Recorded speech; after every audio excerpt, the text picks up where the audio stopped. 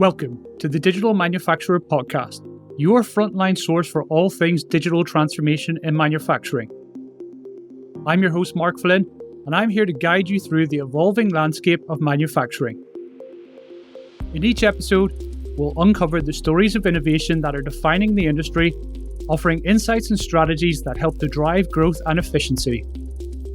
Join us as we speak to thought leaders and visionaries who share their journeys and the lessons they've learned along the way. So let's dive into today's episode and discover what the future holds for the digital manufacturer. On today's episode of The Digital Manufacturer, we are excited to welcome Neville Bell with us, Managing Director at Solmatix Renewables Ltd. Neville has been at the forefront of the renewable energy sector, specializing in solar PV and solar water heating systems.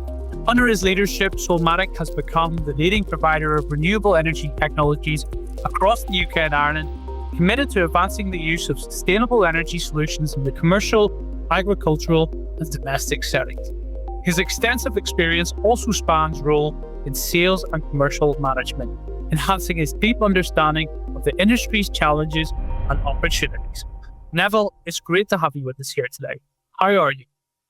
I'm good, thanks, Mark. Hope you're well.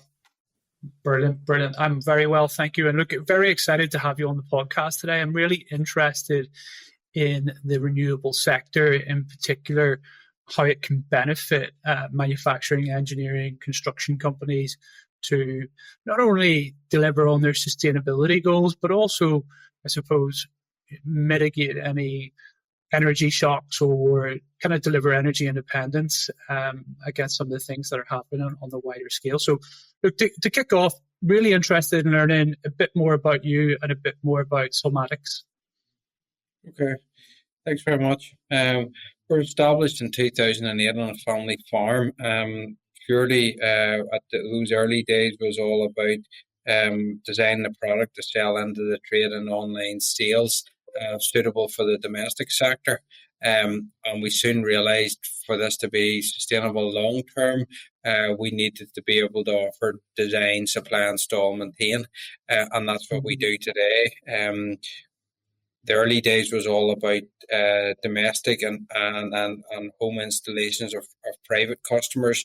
Today we're working in the domestic market still, but more so from a legislation and regulation driven solar, where planning requirements with new homes for energy rating of homes requires solar.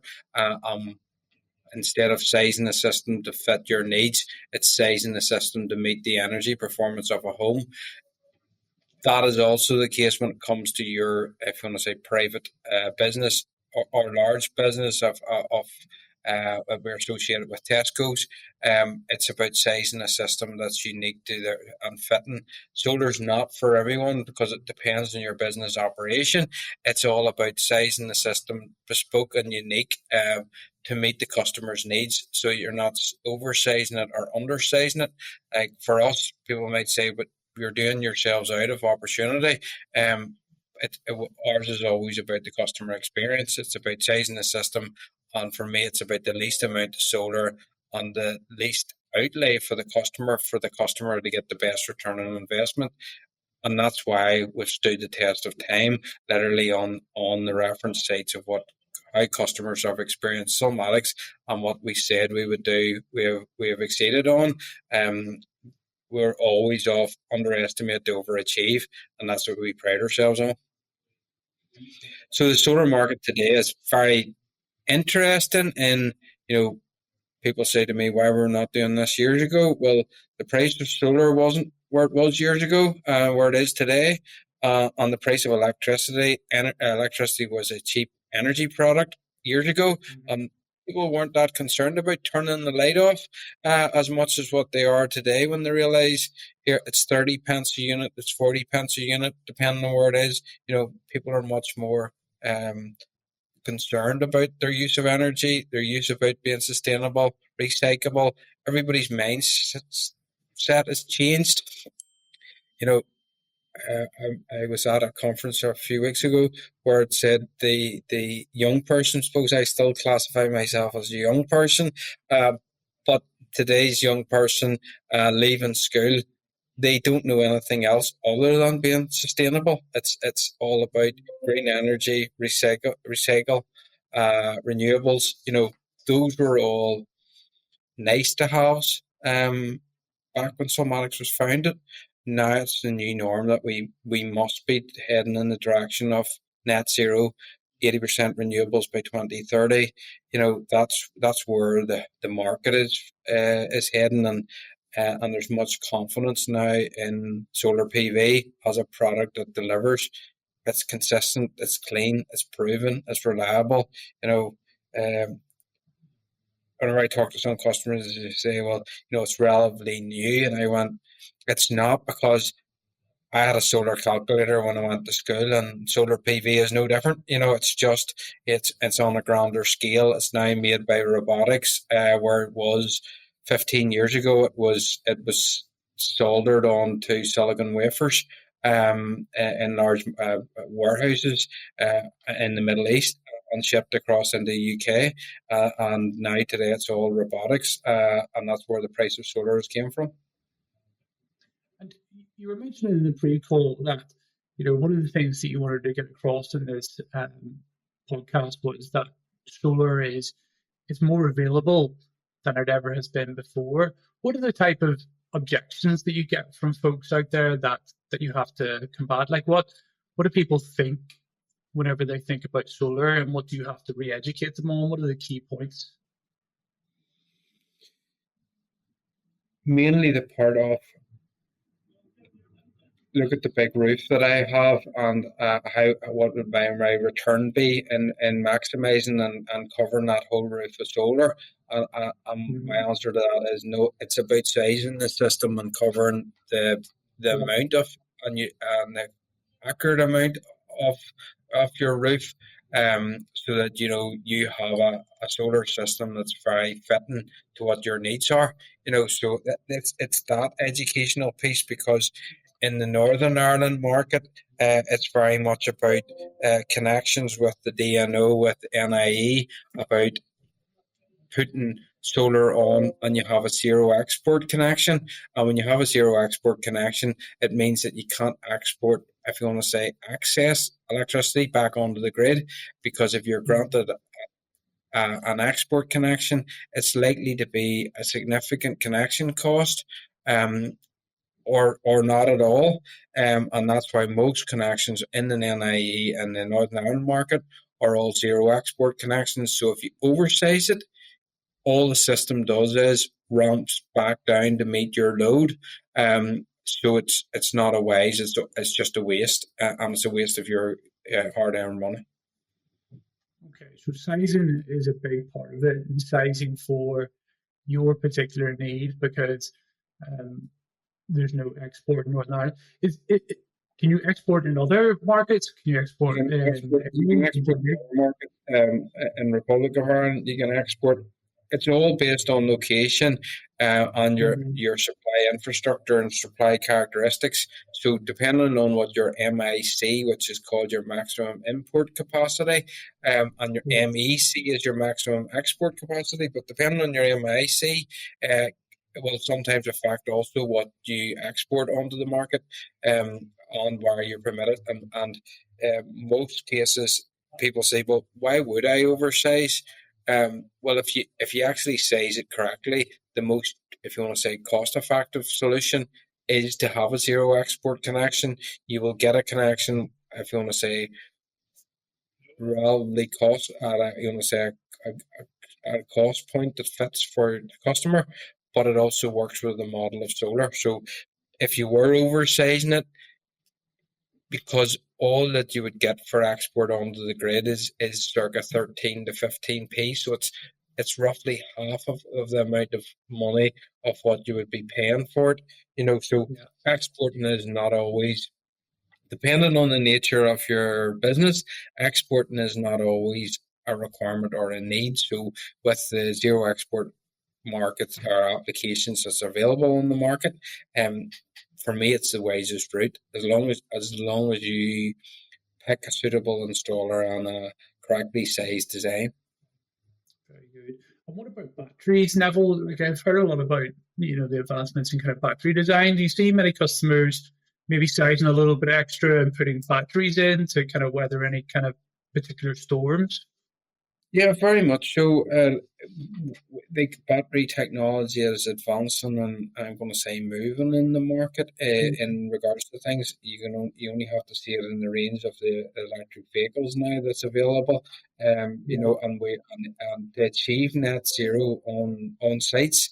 Battery is a requirement. We're doing a number of the point of entry Brexit buildings across the province, and battery is a requirement of those sites to be able to obtain net zero. So it depends on your application. It depends on your requirement of electricity, on when, and then also if you have a load that's, say, in an early morning, like a farmer, we're going to say, someone started off life in, it's someone milking in a milking parlour that's could charge their battery on the off peak, for the whenever their first milking is in the morning with dairy cows. So it's there's that's one, if you want to say, solution. Or you're also on different engineering companies where there might be shift patterns, where it actually makes sense whenever that summer evening when there's nobody actually in the premises, or a little one things I'm often shocked on, and customers are often shocked on. They think, well, there's nobody in the building at 5 o'clock to 10 o'clock. We'll be using and drawing precious little, and then they realise, well, here 20%, 25% is actually on our sort of base load of the premises. And I went, well, solar will be contributing to that in the summer months, up to your 7 and 8 o'clock at night, and depending on the day that you have. But if you look at a battery option, or even making a system battery ready, it gives you the potential of being able to explore batteries at a future, but you future proofed your installation at the initial phase. Yeah. And do you guys supply any software, or do you know of any software that helps companies kind of balance that load, or at least predict that load, or even understand what their energy demand is? So we can either come and take a site assessment on the survey that will actually put meters on your site to actually take, when you're drawing power. But a large majority of customers have half hourly meters, so they're able to provide half hourly data. So say, at 3 o'clock to half three in the day, it'll show you how many kilowatt hours you're drawing, and then all we need to know is what tariff that they're paying. So whenever we complete a comprehensive payback, it's about looking at the data and let the facts do the talking, and then sizing the system unique to the data. If you don't have that unique data, we'll either work off 12 months electricity bills, or sometimes 24, or then go on the site and putting meters on to be able to see what is the actual load being drawn from that site as and when, and looking at, like, there is times that we have said, look, solar will not be a fitting solution for you. People, we're very much, it's not for everybody. We're looking at different houses today, and because of just, they may have, if you want to say, a lovely roof of a house, or what they assume to be, and actually the southerly facing side of the house is greatly shaded, and everybody says, well, why did not just put it in the north? You can put it in the north facing side, but it'll dramatically reduce your generation, or your yield from solar. So we would say, look, it's not good practice.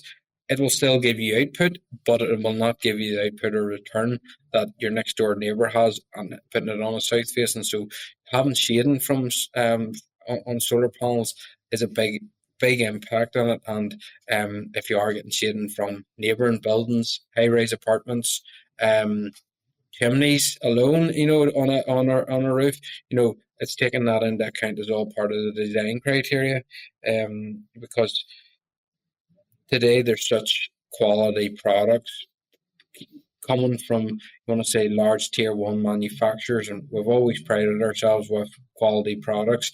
which has stood us the test of time.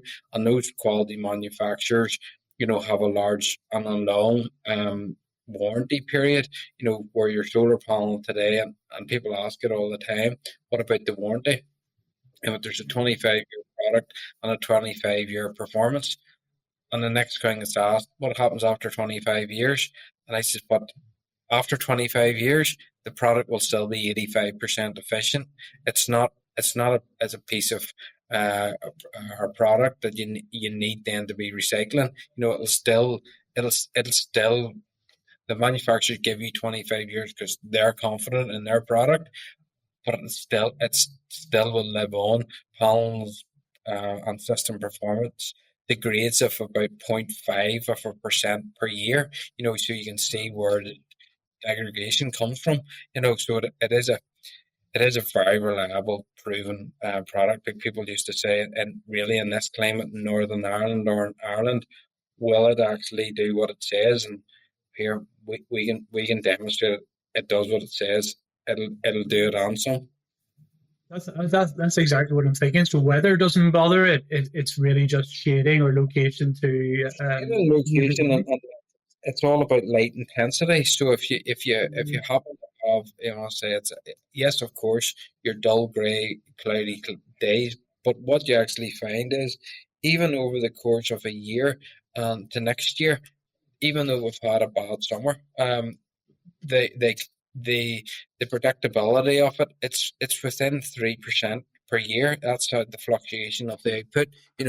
We can we can show what it's done over, say 10 plus years of what solar can generate, and it's very modular in regards to what 1 kilowatt will do. It's literally what 100 kilowatt will do, as long as it's been designed and installed correctly. It is modular in regards to the output. It's just the multiplication of the amount of panels that you have. Mm-hmm. And so we talked a lot about kind of sizing, design, location, type of business. What does kind of in life look like? I mean, is there a big kind of maintenance cost or maintenance need for these types of systems, or what does support look like? So as I said, we at Solmatix deliver everything from design right through to, as I want to say, service and maintenance. But it's a product that it's hardwired. It is also there's nothing legislation or regulation or anything mandatory regards to you must, for insurance purposes, provide if you want to say a maintenance schedule, not unlike if you want to say your fire alarm system of a premises or your emergency lighting. At this point in time, there's nothing deemed that it's a must. It's literally what I would say is see and monitor what the system is performing, and as long as you haven't dropped an output, it doesn't. It's really a reactive more than a planned maintenance, because unless you have extreme from a quarry site, extreme dust, or one of the large impacts if you've a lot of sea coal droppings or things like that, that is one of the big things that will affect generation, and that is to be mindful of. Now, there's a number of, if you want to say, products on the market that if you had an area where there's a lot of birds nesting, that there's two products on the market that seem to successfully work to be able to deter those. So those are your products that will, or your items that will affect generation. Apart from, say, cables maybe being damaged, but majority of the time it's all about external forces that have actually, like a squirrel or something like that, or a bird on a roof. But here it's minimal of what we've had over the years. I've seen a lot of products in the market now that even have like the little robots that kind of go along the outline and kind of wash, well, whether it's wash or brush the PV cells down, I'm not sure, but you see them deployed in some of the solar fields that are out in some of the deserts and stuff. So I imagine that technology is only going to increase over time. Yeah, no, very much so. And whenever you have that type of environment, there is those products on those for those large arrays that I annually, was washing them, cleaning them, help them, but they are manufactured of self-cleaning glass.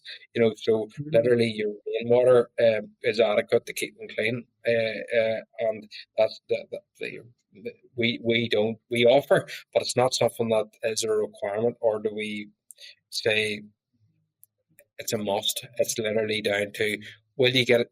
Would you even see, if you done a wash and a clean, your money back from how much it costs to do your wash and your clean? It would probably neutralize it in what to pay on the output, unless you had an extreme from a quarry site. It's layered with. Then you'll see here. It definitely would pay me to clean those, wouldn't it? And it certainly would. And now, do you see anyone deploying kind of multiple renewable strategies? So solar, wind, solar with hydro.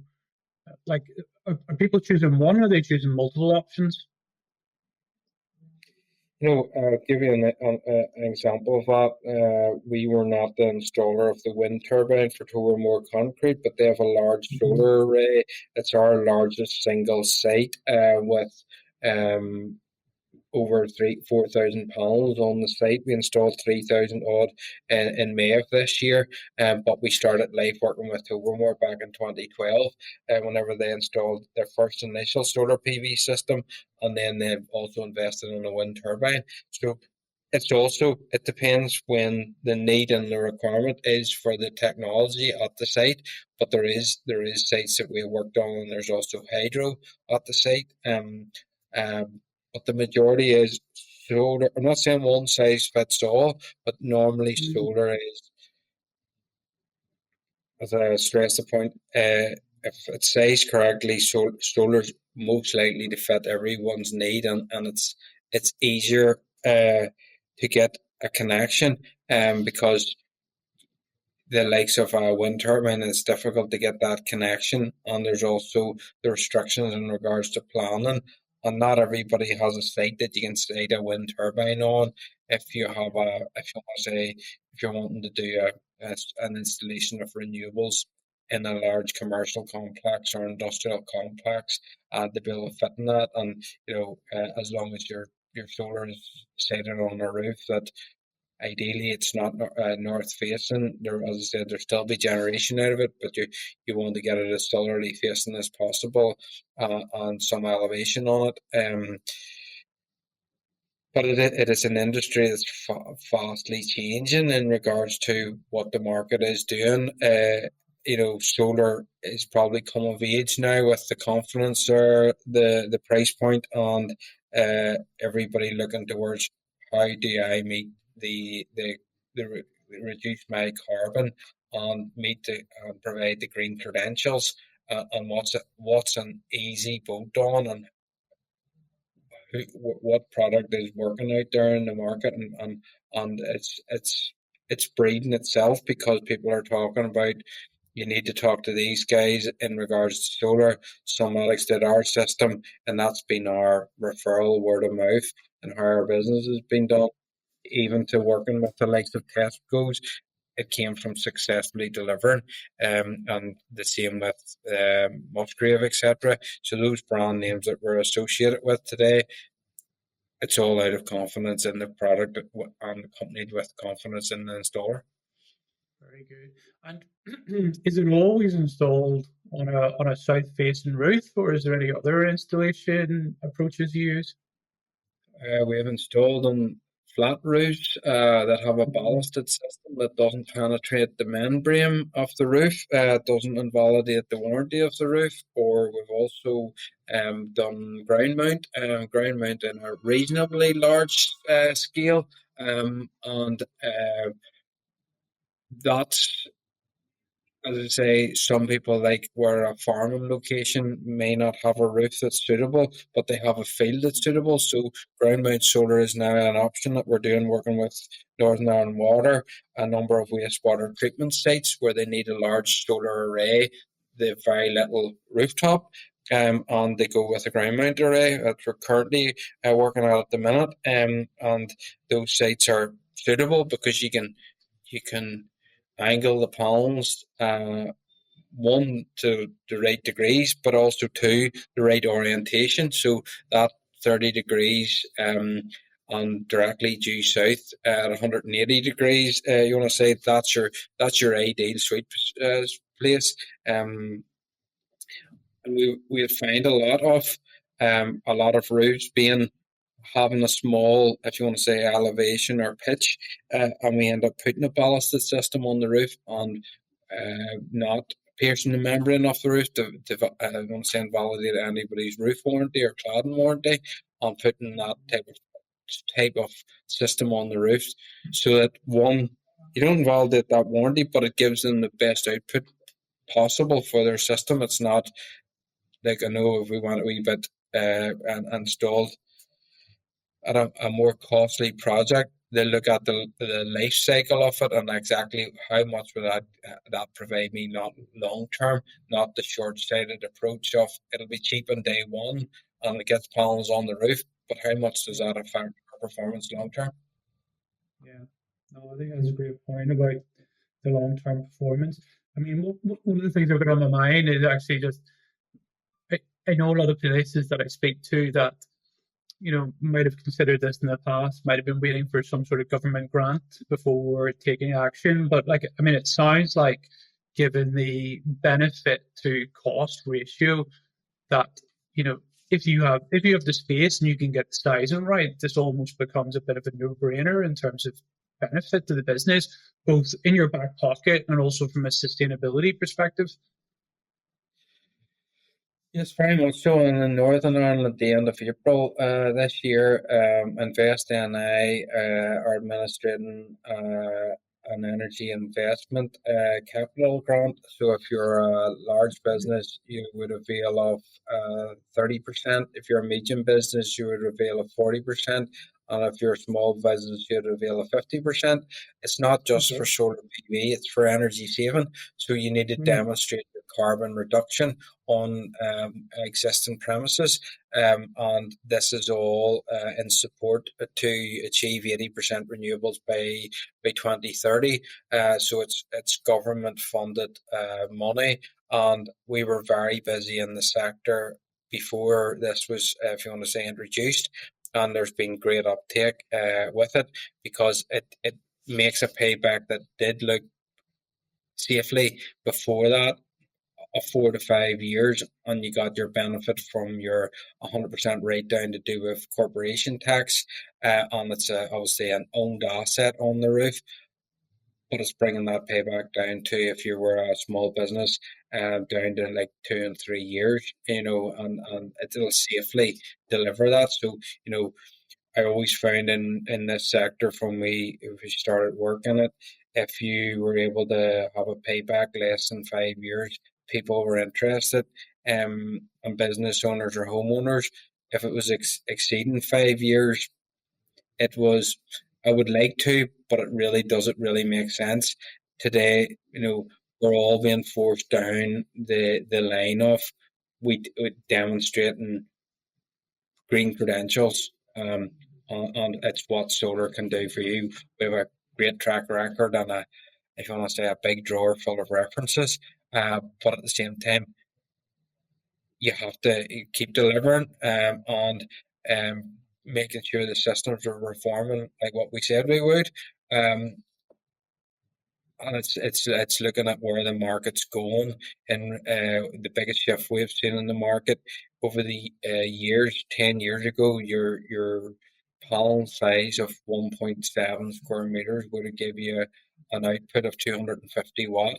Today, that panel is close to 500 watt and exceeding 500 watt for the same watts output per square meter, and the cost was reduced dramatically with the manual labour that's no longer soldering silicon wafers onto a black back plate. It's now robotic, and if you've ever time, look at it on YouTube, and you'll see those robots at works, and the complete global demand for solar across the world. Even I talk direct as we work direct with manufacturers, and that direct link because of the longevity in the market. They'll say the global demand that they have across the world for solar now. It's an unprecedented times of what we're living in, because they can't even sort of come to terms with literally what the demand is like. And Neville, are PV cells almost like microchips in terms of they're only going to get smaller and more powerful as time goes on? Is that the direction of travel of that technology? We started to look at building integrated PV solar back in 2015 as we seen a shift, and we looked at very much diverting what we was as a bolt on the panels on the roof, and we wanted to look at how can customers actually get the best of both worlds, of having your, if you want to say, your facade if you're building also be your weatherproofing barrier, um, but also being your solar collector, and your, you want to say that your physical insulator, if you want to put it like that, for the building. And that market, albeit we've completed some installations on the building integrated side of things, it's been literally today is the, never saying never, but there's been a big stretch in the output watts per square meter, and I think they've got to the want to say the place now where that 1.7 square meter footprint just seemed to be the watts per square meter is probably at its maximum density, but actually the efficiency of that is improving. So maybe not saying getting smaller, maybe getting better, but maybe not smaller. I know we all started off with bricks of mobile phones, and today, to say that it's your, if you want to say, your computer in your pocket, which we didn't have 15 years ago. But today, like, that's one of the things I see in regards to solar. People will ring me up and say, my solar used to do that. And I went, your solar never done that, because here, my own solar at home, that I take readings of it every week, never done that. So I know what it can't do. And today, all I see is actually the efficiency of that product improving and improving. And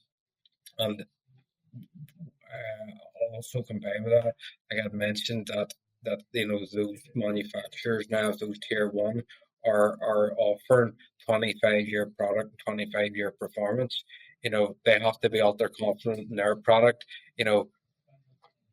Car manufacturers are not giving us 25 years for, say, our cars. There might be some out there. I'm not that educated on it, but at the same time, for manufacturers, probably very few markets that people will say, really, a warranty for 25 years. And to be honest with you, over our lifetime, we've only ever did one warranty claim for PV panels at a site, and it actually, it wasn't an installation that we had completed. We actually were completing the second phase, and we found out the customer was not getting the performance out of his system that he should have been.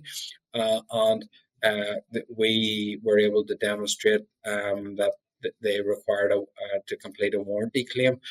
We completed the warranty claim with the manufacturer, and literally they paid us out on behalf of the customer, and we replaced the panels on the customer's roof. So it was like, I'll be questioning, well, your warranty is only as good as your manufacturer, and hence why we pride ourselves on that quality manufacturer working with. Because if you do have a problem, you want to be working with somebody that's going to be there long term. But like Solmatix is built in bricks and mortar, we've been around, we'll be around, we're here to stay, and that's why we work with companies and supply chain alike. That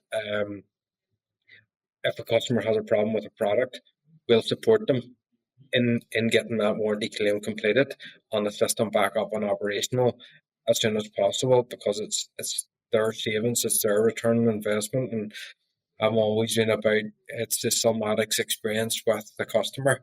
Um, we pride ourselves in being first class, and people say, that's that's a big word, as it might be, but at the same time, if you're not priding yourself of saying it's about the Solmatix experience, and how we can do better, you have to be, say, achieving, and that's where Solmatix has came from in the industry and why it has a name like what it does with our customers.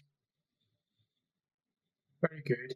And Neville, you guys have been in this market for a long, long time. I think you said 2008. Did I get that right? That's right. Yeah, 16 years. So what can you see changing over the next 16 years? Like if you were to fast forward in the future 16 years, what would the renewable sector, what would the solar sector look like? I think for me, it'll be with regulation driving our homes. Every home will have solar, every home will have battery. We'll all be driving electric vehicles, and that electric vehicle coming in, plugging into your home on a bi-directional. That literally you're either charging from the solar, or your actual vehicle is charging and plugging in and powering your home. And it's then being charged. You want to say whether it's trickle charge from, I want to say, battery on the economy 7 tariff, or that on or an EV charging tariff, but it'll be a completely as a shift towards you want to say an electrified world. Solar will be here on all buildings, and not just because that is our business, but you see the drive to become net zero by 2050. Solar will not be the only product, and you'll have wind, you'll have hydrogen. There'll be other products associated with it, and we're just a portion that make that up. It's just the world is going to look much different as we, if you want to say, achieve net zero. The whole carbon recycling, everything, even in the agricultural sector, you want to say, is very much going to change from. People asked us, what does a ton of carbon look like? It's a very good question. But I know demonstrating if we put X amount of kilowatt of solar on the roof, how much carbon is that? I'm going to say displacing or reducing for a customer on a yearly or on a 25-year basis. Depending on people's view it as, well, a product's warranted for 25 years, it'll cease operating at 25 years. How much carbon are they likely to save over that time? We can show that, but I think it's very hard to know what it will look like whenever you wind yourself on if you want to say 10 years. But I think where the market shift especially has been, even in the last three, there's very much a confidence now in the solar market. Even before the Invest NI grant, with to help on the road to net zero, we were exceptionally busy.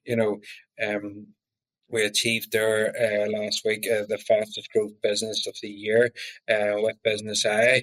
And thank you. And it was just a mark of what the sector's doing. People recognise that you guys are ancient when it comes to solar. We are, but we were also once were a startup company that people looked at really solar in this climate. And today I'm hearing probably get a little bit of criticism, or it depends how you would like to receive it. You're fortunate to be in a sector that you're being forced to grow. I mean, that's all well and good, but it just doesn't. You want to say we just don't. You want to say achieve being the fastest growth business without a collective team of people. You want to say it's a line for who we are and what we operate and what we deliver for customers. Brilliant. That's a great wrap up, Neville. I mean, it's been a really enjoyable conversation in a space I don't know very much about, but have enjoyed being educated over the last 30, 40 minutes there. I mean, I suppose for me, the big takeaways are, solar is here. I mean, if you're not deploying it now, you are definitely going to be left behind. It's not for everyone. There are different design considerations, and you should work with a reputable supplier like Solmatix to understand where you can get the most benefit from the technology and how to size it correctly. The third thing would be, we're all pushing towards that net zero in 2050. And I know that there are, a lot of commercial concerns as well for companies that aren't getting on to that net zero journey, that might have their sales and supply chain impacted if they're not joining that charge. Now, where can people find out more about Solmatix? Maybe start to engage you guys in a conversation about getting some design, some sizing put in place. Just you can pick us up at www.solmatix.com, or if you want to say our landline is OT@90824000. Or my own personal mobile is. People say to me, "You're online all the time." Yes, I probably am plugged in because I'm very proud of what this business has become, and hence why I took an interest into buying it back just over a year ago. Whenever I was part of the team that we want to say that grew and made Solmatix. So my email address is just Neville Neville.Bell@solmatix.com.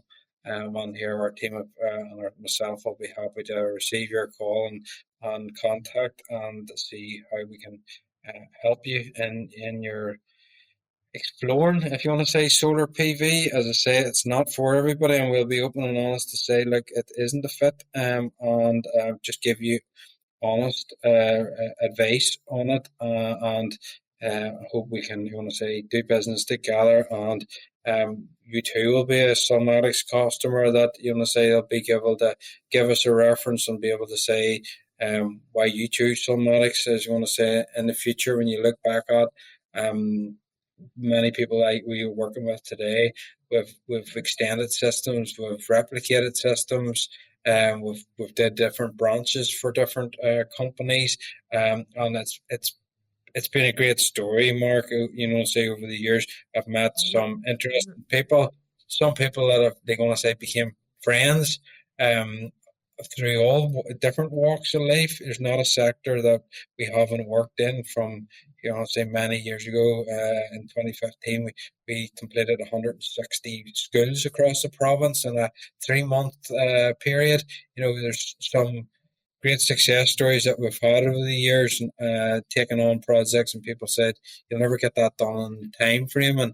And we're very much people on the team that say we've never been beat yet, and that's been the motto of probably set us that challenge, or probably telling us that you won't get it done is the bit where we excel and said here we like that challenge, and are relentless in the drive for and we're very passionate about the market and the industry.